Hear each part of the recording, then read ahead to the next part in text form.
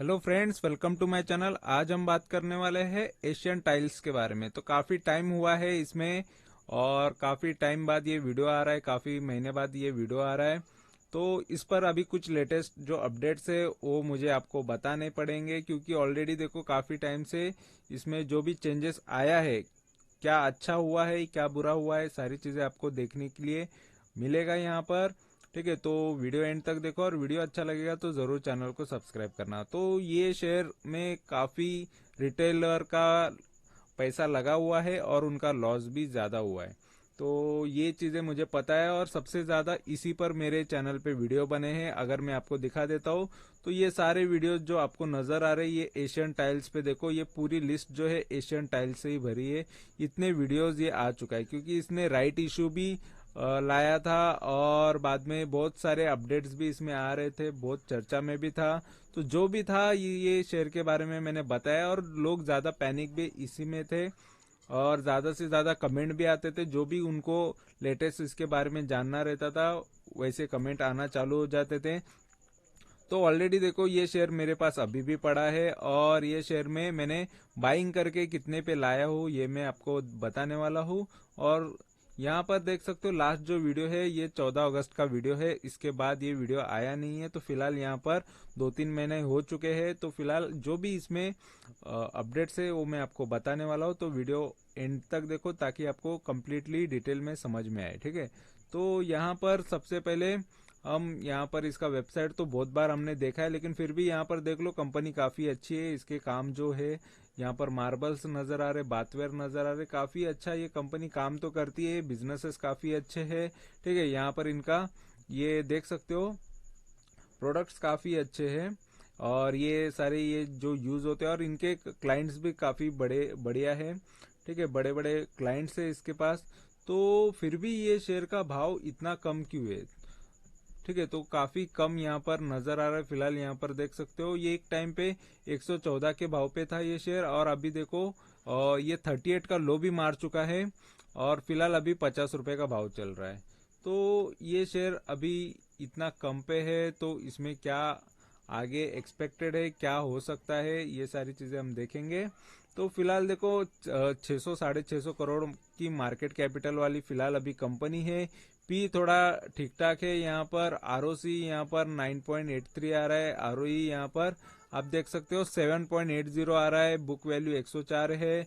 तो book value के हिसाब से ये शेयर फिलहाल अभी अच्छा है, डिविडेंड भी देती है फिलहाल कंपनी।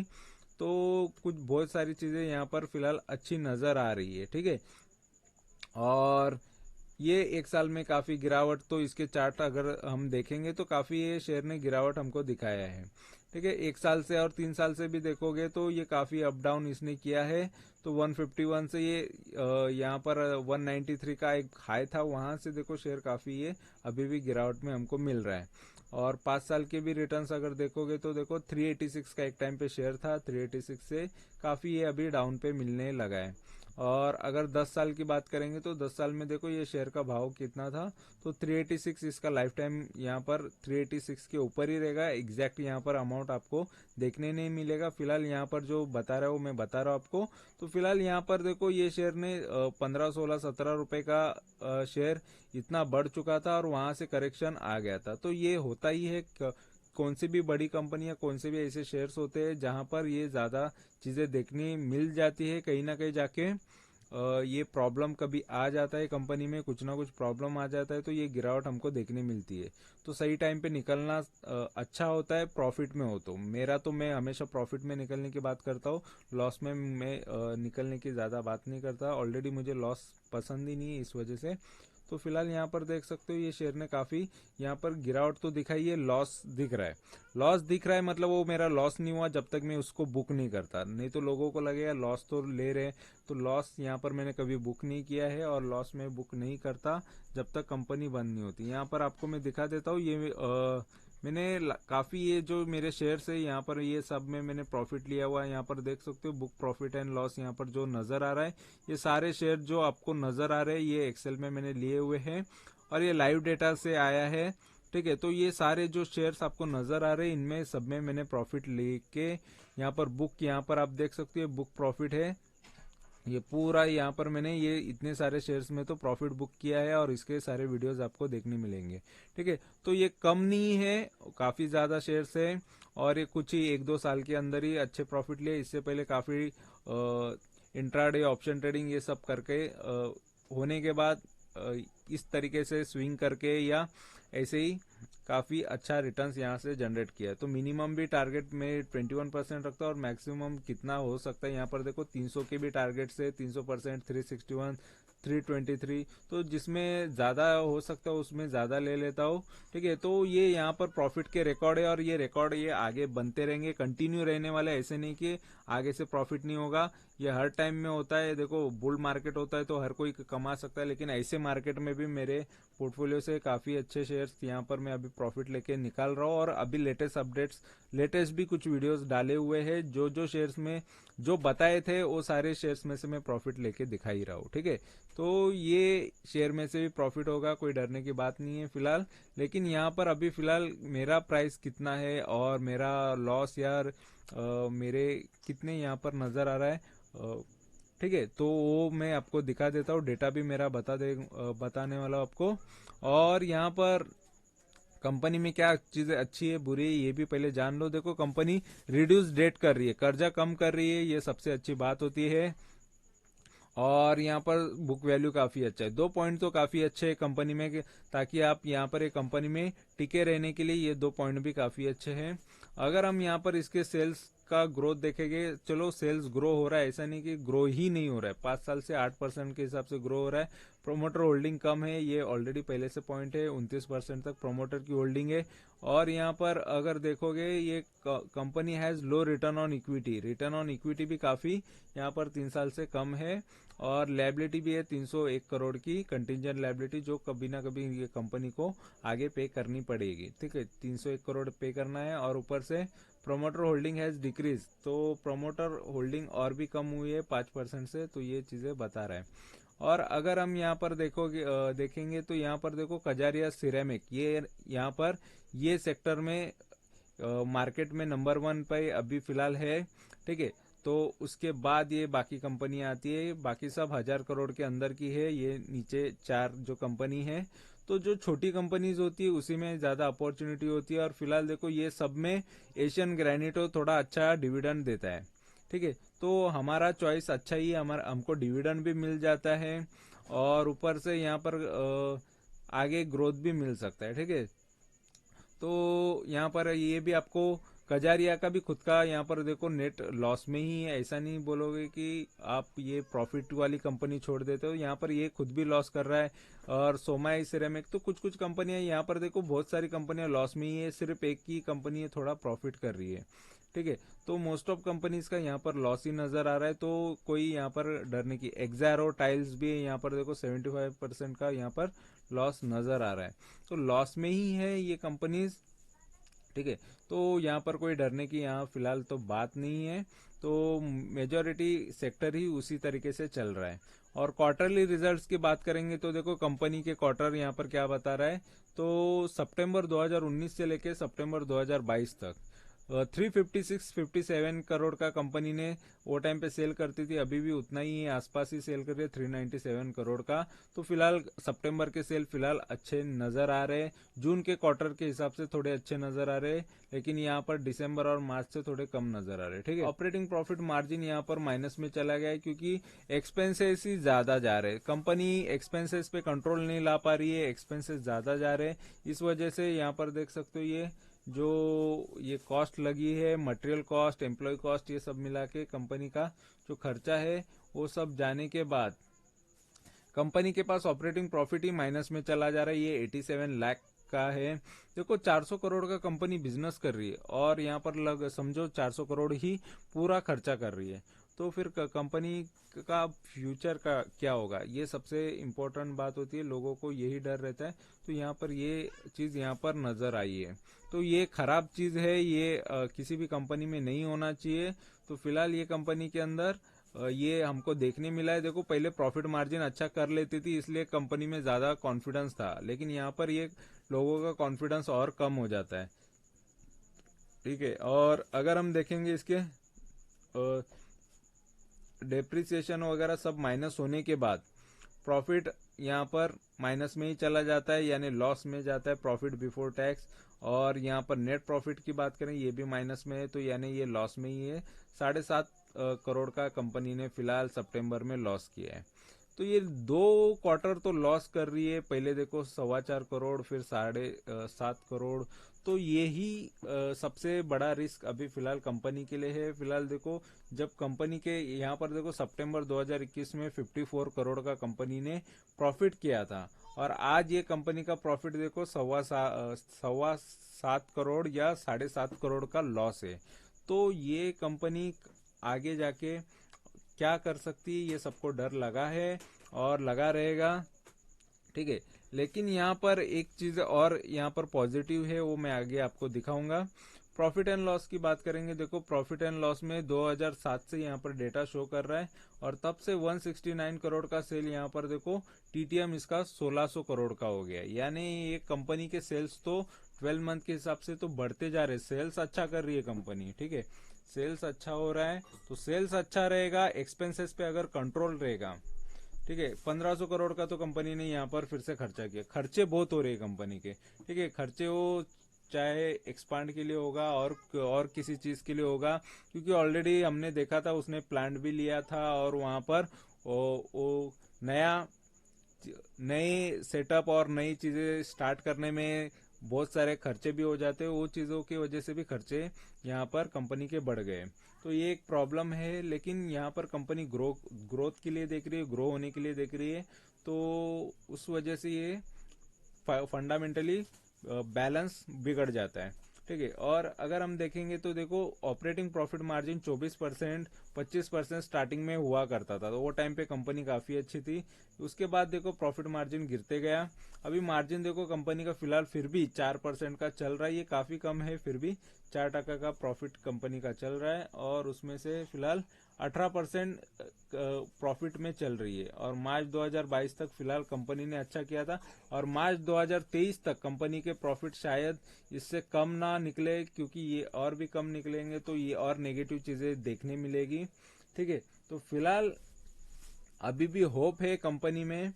और अगर हम देखेंगे यहाँ पर 10 साल से कंपनी सालाना 6% के रिटर्न दे चुकी है। सालाना 6% कुछ अच्छे रिटर्न्स तो है नहीं फिलहाल, फिर भी कंपनी ने प्रॉफिट में ही रखा है इन्वेस्टर्स को, लॉस में नहीं रखा। लेकिन 5 साल से जो इन्वेस्टेड है उसको सालाना 30% लॉस, 3 साल से इन्वेस्टेड है उसको भी सालाना 30% का लॉस, और 1 साल से इन्वेस्टेड है उनको 50% का लॉस, ठीक है। तो यहाँ पर 50% का लॉस से ज्यादा बहुत लोगों को ये लॉस होगा, और ये बहुत लोगों के साथ रहेगा, और उसमें से मेरा खुद का भी वही है।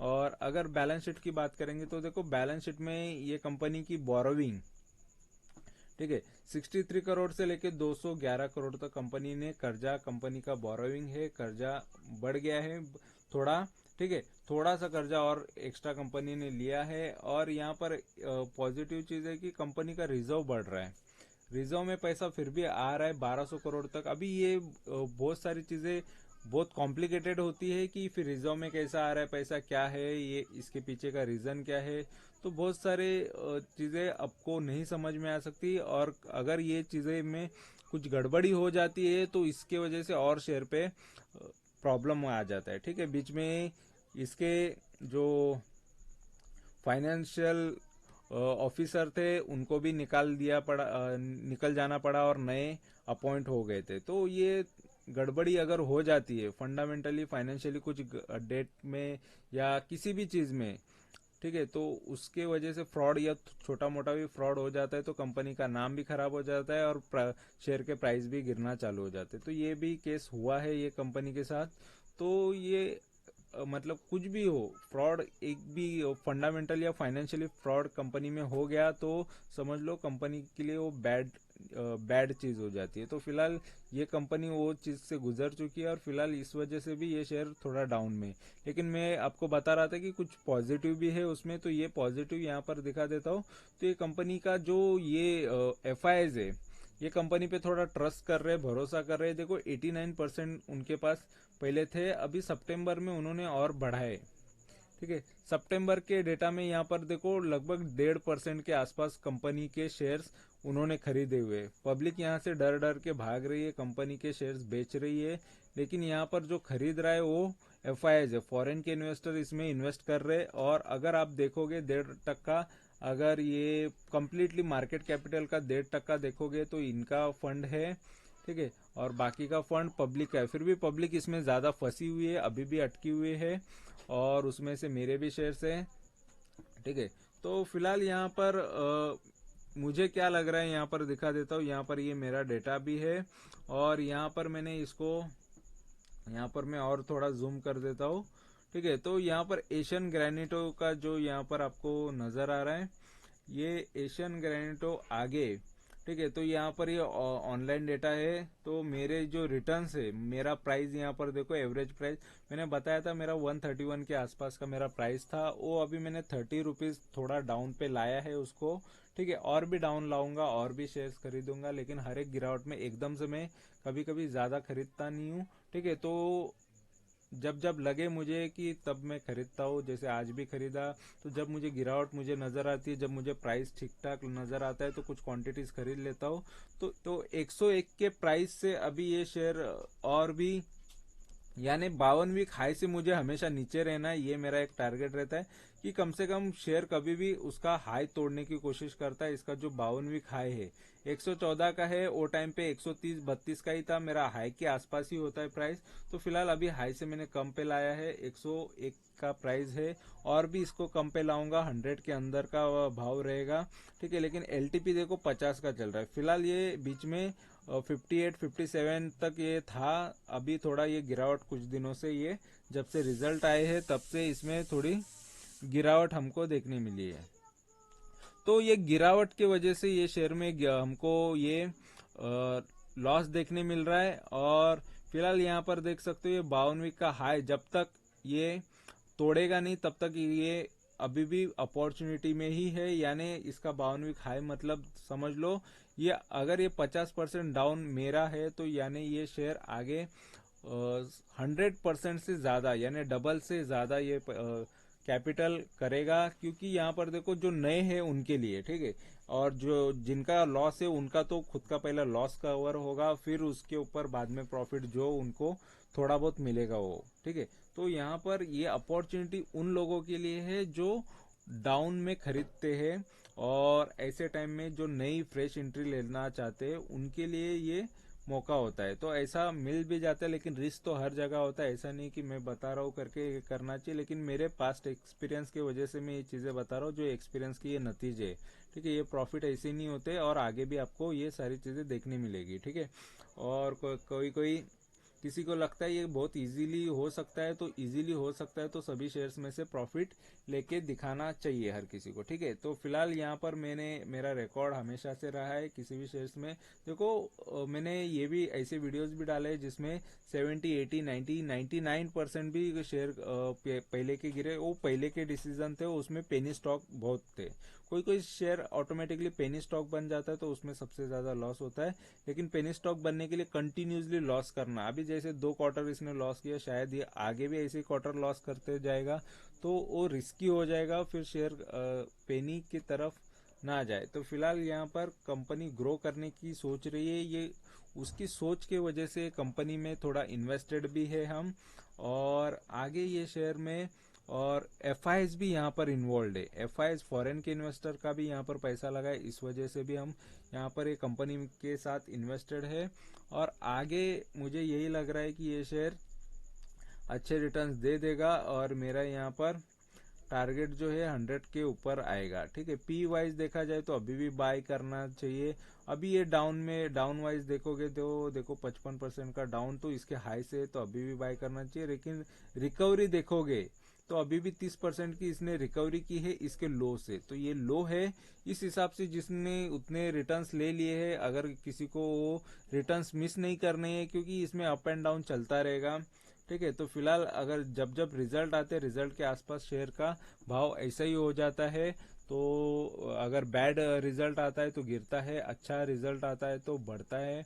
तो ये शेयर में फिलहाल तो खराब रिजल्ट तो आए हैं, और ये रिजल्ट के वजह से ये शेयर का, लेकिन एक चीज अच्छी है कि कंपनी के सेल्स अच्छे हो रहे हैं, लेकिन उसका प्रॉफिट अच्छा नहीं हो रहा है, एक्सपेंसेस भी उसी मुकाबले ज़्यादा हो रहे हैं, तो इस वजह से कंपनी लॉस में जा रही है।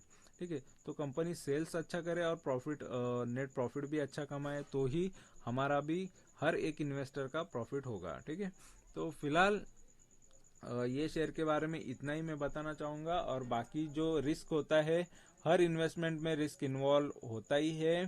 ठीक है, तो यहाँ पर मेरी इन्वेस्टमेंट अगर देखा जाए तो लगभग अभी फिलहाल के लिए 4-5% के, मेरे पोर्टफोलियो के 4 से 5% का यहाँ पर ये कंपनी में इन्वेस्टमेंट हो चुका है। फिलहाल इससे पहले 1 या 2% का इन्वेस्टमेंट था, और अभी फिलहाल और भी बढ़ गया है इन्वेस्टमेंट, क्योंकि इसमें और भी शेयर्स खरीदने के बाद। ठीक है, तो लगभग अभी वो 3-4% या 5% के आसपास का मेरा इन्वेस्टमेंट है। ठीक है, लगभग 4% का इन्वेस्टमेंट है ये कंपनी के अंदर।